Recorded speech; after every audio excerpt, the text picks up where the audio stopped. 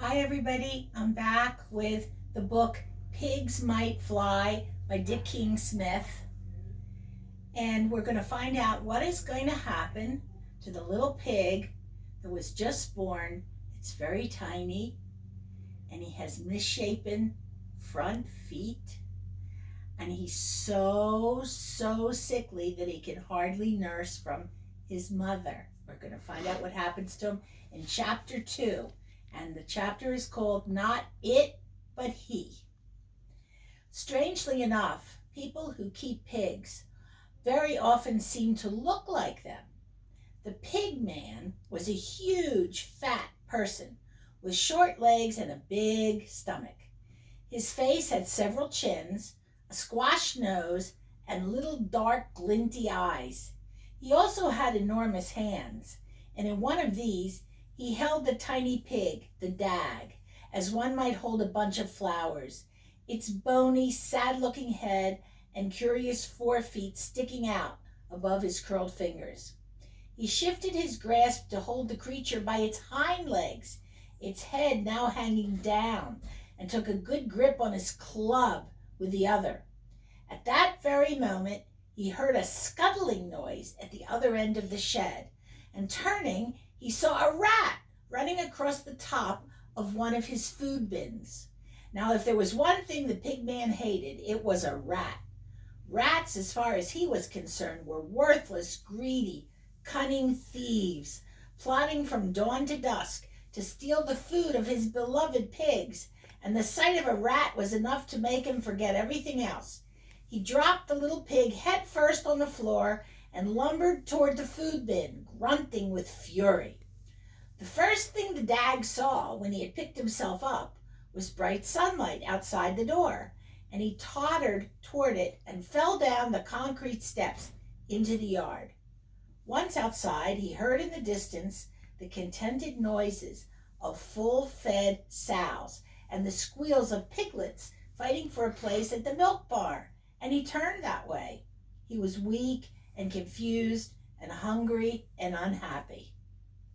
But he was also determined and wanted his mother and was going to find her, even if, as seemed likely, it killed him. He plodded on his dog feet and eventually reached the door of number 1, where he had just enough strength left for some feeble squeaking. Mrs. Trowlicker's head appeared above the door.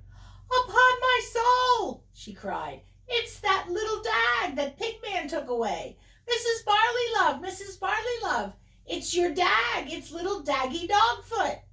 There was an uproar along the row as every sow lurched to her feet, those with piglets shaking them off and scattering them in screaming confusion. Soon on every front door there rested a pair of trotters, and above each a large drop-eared face gazed down at the object outside Mrs. Trowlicker's sty. Above the hubbub came the deep, urgent grunting of little Daggy Dogfoot's mother at number 5 stall.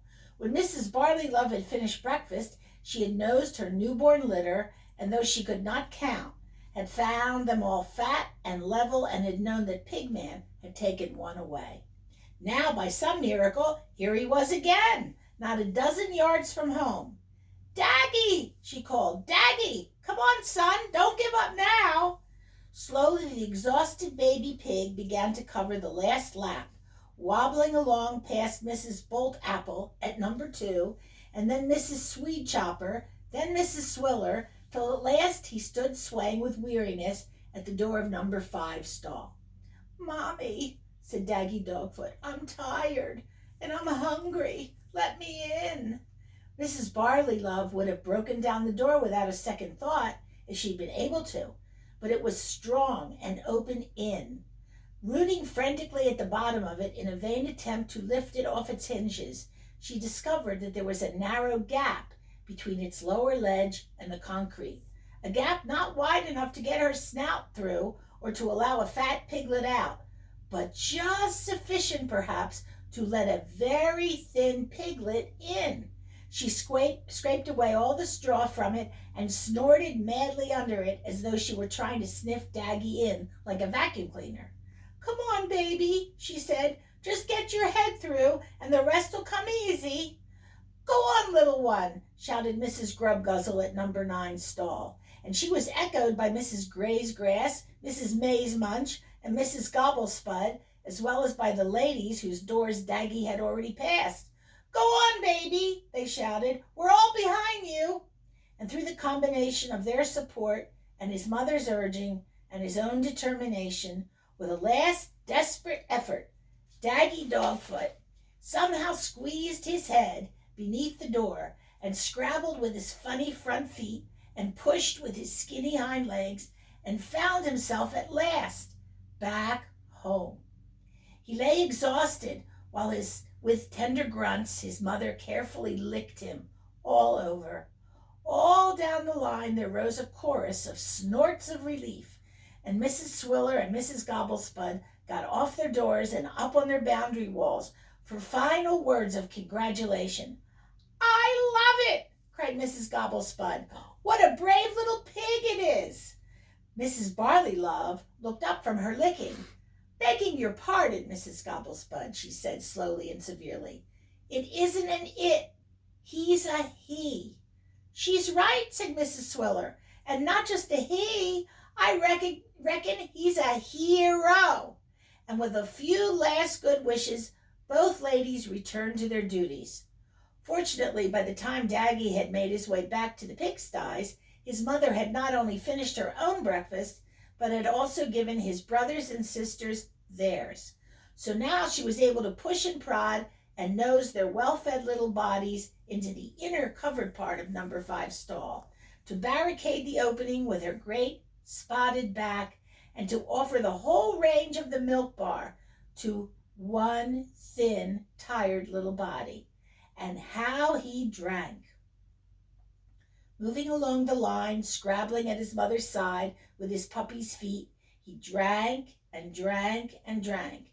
And as he drank, color seemed to come into his skin, and his tummy blew out like a drum, and some sparkle crept into his dull eyes. 10 minutes later, when the pigman looked over the door, he found it hard to recognize his late intended victim. The pigman's pursuit of the rat had led to much moving of bins and sacks, which in turn had exposed other rats, and from this followed much swearing and heavy breathing and wild swiping with a hardwood club, and cries of "drat yer" and "dang yer" and "blast yer." At the end of all, he was hot and sweaty, and the rats were laughing in their runways, and quite a lot of time had passed. He looked around the doorway end of the shed, expecting to find the little pig hiding somewhere, then searched the yard, and seeing no sign of him, walked down to the pigsties in case the piglet could by any chance have found his way home. He leaned on the door of number 5 stall and shook his head till his 3 chins wobbled.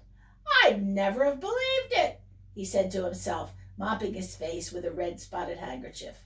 "That kid's got some guts, but all the same, he'll never be no use to no one nohow. He'll have to go."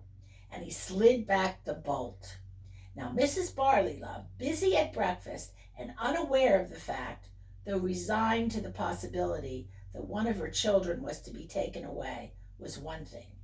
Mrs. Barleylove interrupted while feeding that hero of a child was another.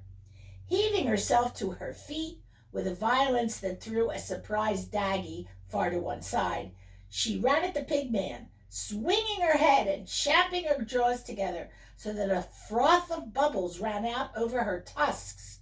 The chomping and her furious grunting combined to make a noise that sounded to the pigman like "out, out, out," which in fact was exactly what she was saying. At the same time, Mrs. Swiller and Mrs. Gobblespud reared onto their walls and also shouted angrily at the pigman. "You leave him alone, pigman," they roared. "Poor little fellow, tackle somebody your own size, dirty fat man." For just as we say dirty as a pig or fat as a pig, so pigs repay the insult the other way around. And all along the row, from Mrs. Trowlicker to Mrs. Grubguzzle, the cry went up, "Dirty fat man, leave him alone," while 9 pairs of jaws champed and 9 pairs of eyes glittered. The pigman got out of number 5 remarkably quickly for a man of his size. He knew all about the damage an angry female pig can cause. And it was a different kind of sweat that he now wiped from his brow. Drat yer, the pigman cried, and dang yer, and blast yer. He waited until the fuming Mrs. Barleylove had gotten off the top of her door, and then he bolted it and lumbered off, grumbling to himself. Let her keep the horrible little pig, he thought. He'll die soon enough and save me the trouble, blasted old sows. And as men often do when they feel that women folk are too much for them, he walked across the yard to seek the company of another male, for the Gloucester Old Spot's boar lived opposite. The boar came to his door and gave his usual order. Hey, you pigman, scratch my back. And the pigman, of course, obeyed. He's not a bad guy, really, thought the boar. Does what he's told. There's a picture of the pigman scratching the back of the old boar. He's a good old guy, thought the pigman. Aren't you, old man? He said, not like those nasty old sows. And indeed, except that one was spotted and one was not, they two looked very much alike as they stood and chatted, each in his own tongue.